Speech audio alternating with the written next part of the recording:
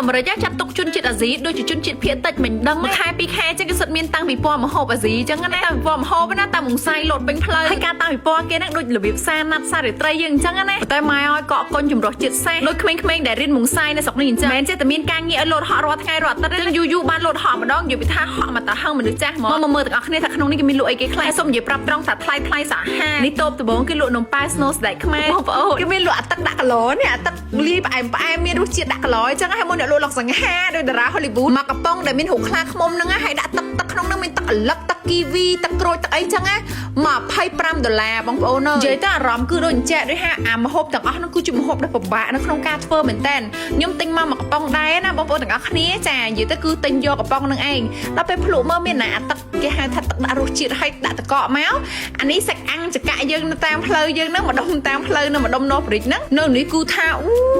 យមួយចកា5រៀលចា4ចកាហ្នឹង20រៀលរសជាតិដូចនៅស្រុកយើងដែរប៉ុន្តែអូយដល់នេះនិយាយថាតំណងជួគ្នាទិញសាហាបន្តិចមកជួបថាំងហ៊ូលូនិយាយថាថាំងហ៊ូលូហ្នឹងក៏ថ្លៃដល់កដែរមកដើមមួយចកា5រៀល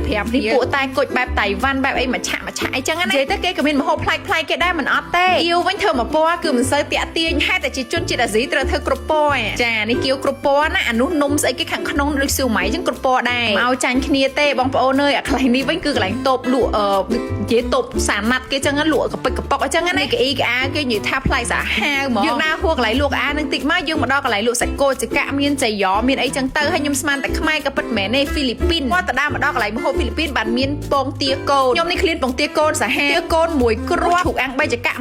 $28ចាហើយចាំមើលនេះបងប្អូនមើលគេខ្ចប់វិចសាហាវតែពេលបាក់មើលអូយមកគ្រាប់ឲ្យកូនមានជីគ្មានខ្ទឹមជ្រក់គ្មានប៊ឹមរ៉េទាំងអស់មានតែពងទាកូនមកគ្រាប់ឲ្យឆ្កុយហ្មងទឹកអីសលឿងថ្លាអត់មានរសជាតិអីទេជូរដូចទឹកខ្មេះចឹងណាបងប្អូនប៉ុន្តែវាសំខាន់មែនតើនៅក្នុងការដែលយើងផ្សព្វផ្សាយម្ហូបរបស់ជនជាតិយើងរបស់ប្រទេសយើងសារហេតុអីអ្នកទាំងអស់គ្នាដឹងឲ្យបែកណាមួយនៃពិភពលោកណាម្ហូបទាំងអស់ហ្នឹងគឺមានតម្លៃហើយនឹងបបាក់រមមែនតែននេះនៅហ្វីលីពីនចឹងមានអាពោះគោចកាពោះជ្រូកចកាអីចឹងណានេះពោះវៀនមន់ចកាអីចឹងទៅគេយកមកលាយក្លិនថាថ្លៃនេះថ្លៃហើយរសជាតិលាយកាត់អត់ដូច